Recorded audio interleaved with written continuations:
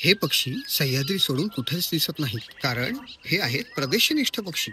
यांचा जन्म, आयुष्य आणि संसार सारं काही इथंच. पक्षी सप्ताहानिमित्त यातील काही पक्ष्यांची आपण ओळख करून घेऊया. शेळकरी कस्तूर. जवळपास प्रत्येक ट्रेकला, प्रत्येक भटकंतीत आपल्याला याची शीळ ऐकू येते. दिसतो काळा, पण सूर्यप्रकाशात निळसर चमकतो. याच्या अंगावर पांढरे ठिपके असतात. धबधब्यांजवळ, ओल्या खडकांमध्ये गवत, काड्या, चिखल घरटी करून राहतो.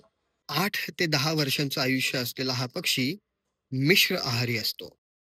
धनेश किंवा महाधनेश, महाराष्ट्रातील एक मोठा पक्षी. कोकणच्या जंगलात आढळणारे हे पक्षी सहसा कायमस्वरूपी जोडीदार बनवतात. प्रजनन काळात मादी एखाद्या झाडाच्या ढोलीत स्वतःला बंदिस्त करून घेते आणि एका छोट्याशा फटीतून नर तिला आणि पिल्लांना अन्न भरवतो.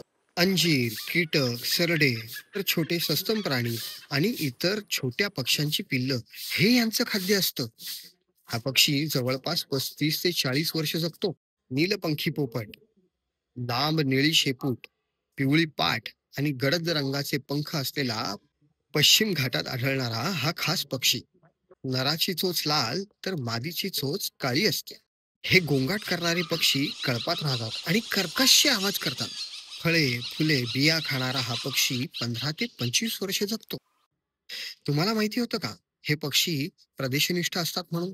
कधी आणि कुठे पाहिलेत हे पक्षी? कमेंट करून नक्की सांगा आणि भेटूयात प्रवास वेळेच्या पुढच्या भटकंतीवर. येताय ना?